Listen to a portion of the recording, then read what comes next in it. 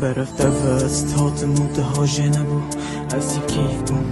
از رامن همیل سرده بومد ویا سپرایز بیدن بوده دید نامن کسک بودن او بیدست دید نامن او گل دستی من دابون اوید تدفیان از او تو او اوین دار بوین اوید بیگنت شیاین هاتمن دید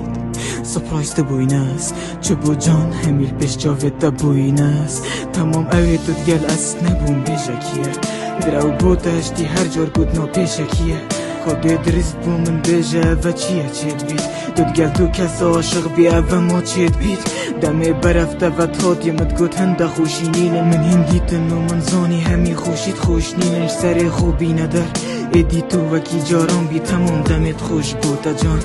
یا آرام بی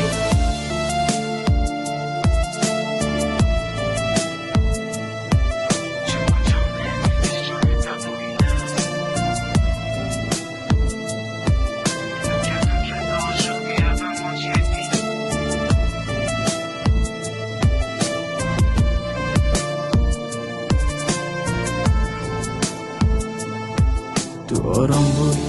آن هشتانه نوکت دست نمایمه آن هشتانه بکی هشتی من بید بوده یاری نبید کید هزراتا دایه موده ایکی نبید من نامه بوده ورید گر جاب بوده ندا چیه تبوید نویسی وی جاب بوده ندا مدفت فیر بی براستی تو درواج دف خلادش نک درو فرا